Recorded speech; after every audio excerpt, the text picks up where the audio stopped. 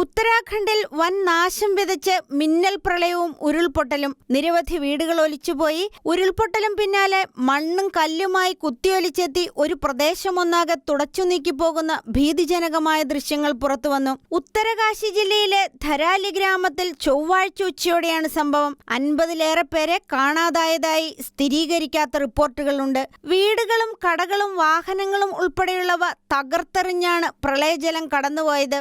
ഉത്തരാഖണ്ഡിൽ മഴ ശക്തമായി തുടരുകയാണ്. ഖീർഗംഗ മേഖലയിൽ ശക്തമായ മേഘവിസ്ഫോടനമുണ്ടായെന്നാണ് റിപ്പോർട്ടുകൾ. ഇതാണ് മിന്നൽ പ്രളയത്തിനും മണ്ണിടിച്ചിലിനും കാരണമായത്. ഖീർഗഡിലെ ജലനിരപ്പ് ഉയർന്നതിനെ തുടർന്ന് അവശിഷ്ടങ്ങൾ ധരാലി മാർക്കറ്റിലേക്ക് ഇരച്ചു കയറുകയും നിരവധി വീടുകളും സ്ഥാപനങ്ങളും ഒലിച്ചു പോവുകയുമായിരുന്നു. കാണാതായവർക്കുള്ള തിരച്ചിൽ ആരംഭിച്ചിട്ടുണ്ട്.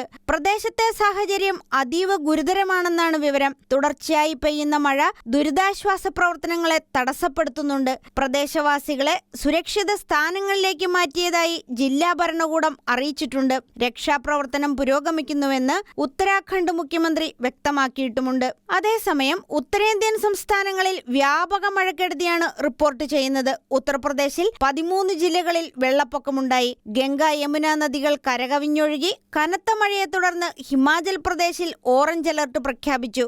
സംസ്ഥാനത്ത് ഇതുവരെ 184 പേരാണ് മഴക്കെടുതി മൂലം മരിച്ചത്. വെള്ളക്കെട്ടും മണ്ണിടിച്ചിലും മൂലം 266 റോഡുകൾ അടച്ചിട്ടിരിക്കുകയാണ്. 1700 കോടി രൂപയുടെ നാശനഷ്ടം സംസ്ഥാനത്ത് ഉണ്ടായതായാണ് സർക്കാർ കണക്കുകൾ.